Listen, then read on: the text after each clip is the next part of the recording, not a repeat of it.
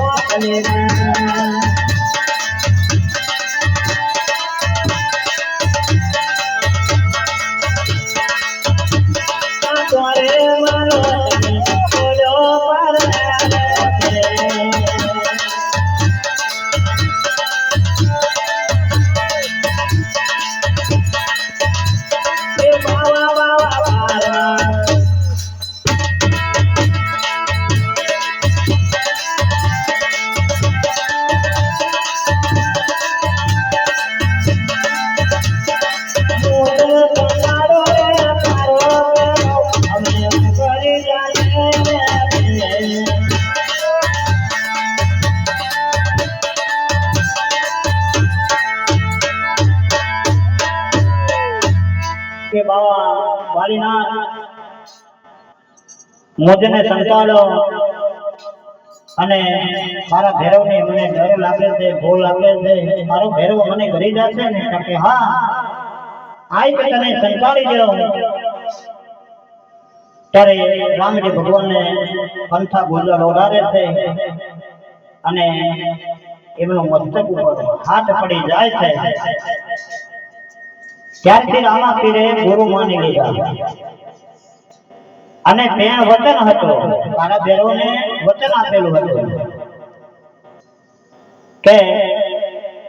મારું વચન છે તારું કોઈ મૃત્યુ નથી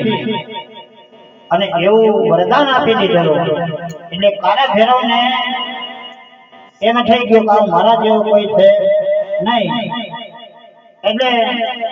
એને હાહાકાર વર્તાઈ નાખ્યો। નાના છોકરાઓને પકડે મારી નાખે, જંગલની અંદર કોઈ જાય નહીં, ચકલું હરખું પણ ખરું કે નહીં એવી જગ્યાએ વાલીના આવો એ ભેરવના ગુરુજી એ ભેરવ મારું વચન છે કે જે સમયે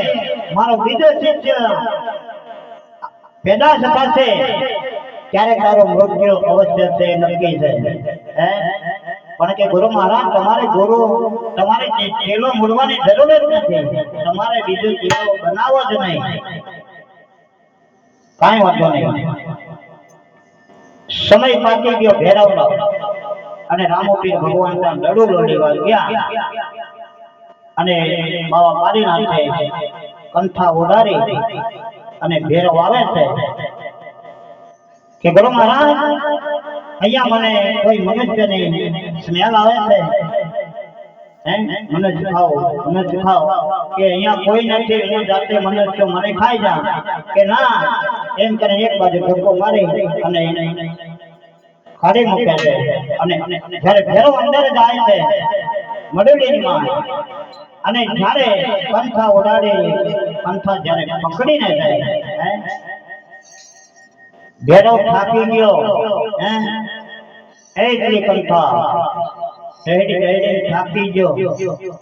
અને ફરી રામોપીર ભગવાન બેઠા થયા કે ભેરવ હવે ભાગ તારી જેટલું ભગાય ને એટલું ભાગ કે તમે છો પણ કે હું પોતે રામદેવ પણ મારો મૃત્યુ કોઈ દિવસ છે નહીં એ મારા ગુરુ મહારાજે મને કહ્યું છે। કેવી રીતે કે મારા ગુરુ મહારાજ બીજો શિષ્ય પેદાશ થાય ત્યારે મારું મૃત્યુ છે, આ મને અસંભવ લાગે છે કે બોલાય ગુરુ મહારાજને બોલાવે અને વાત કરે। બાવા વાલીનાથને પણ ખબર નહીં કે રામદેવ હું તમારો ગુરુ કઈ રીતે કે તમે મારા મસ્તક ઉપર જ્યારે કંઠા ઓઢાડી ત્યારે શીશ ઉપર હાથ પડી ગયો હતો ત્યારથી મેં તમને ગુરુ નક્કી કરી લીધા હતા, ત્યારે અમને ખબર પડી કે આ તો સાક્ષાત ભગવાન છે, આ રામોપીર છે, હવે જરૂરના માટે ભેરવ તારો નાશ છે। એ ભેરવને રામાપીરે માર્યો પણ આપણો ભેરવ જે છે ને એને આપણે મારવાનો છે, માન્યજનો કર રહેવાનું હાહાકાર વર્તાઈ જાય છે। સાચી વાત તમારી ગઈ ભેરવ અને રામાપીરે ભેરવ માર્યો અને પછી તો એવી વાતો થઈ કે રામાપીર સાક્ષાત ભગવાન છે અને ત્યારથી એમને પૂજવાની શરૂઆત કરી ત્યારે આખું રણુજા શહેર વસાવી દીધું છે અને અહીંયાથી આપણે એમના ગામમાં જાત્રાએ જઈએ અને મારો વાલીડો કદાચ રાતના 2 અઢીનો સુમાર હોય અને કદાચ આપણે કઈક અવરા રસ્તે ચડ્યા હોય એ મારો વાલો છે ને આપણને રસ્તો બતાવવા માટે આવે છે, પણ કયા સ્વરૂપે આવે ને એનું કોઈ નક્કી નહીં। કદાચ અહીંયા પાટ છે, અહીં મારો વાલો બેઠા હોય કયા સ્વરૂપે આવે એનું કોઈ નક્કી છે નહીં. નક્કી કરવા માટે સદગુરુની જરૂર પડે. સાચા સદગુરુ મળી જાય તો તમને ભગવાન ક્યાં છે એ બતાવી દે. ક્યાંથી આવે છે, ક્યાં જવાનો છે એ સદગુરુ બતાવી જાય. એટલે અહીંયા સંતોને વાણી દ્વારા એટલા માટે કાંઈક શબ્દ મૂકવો પડ્યો છે. કાંઈક અને જેને શબ્દ કહેવા છે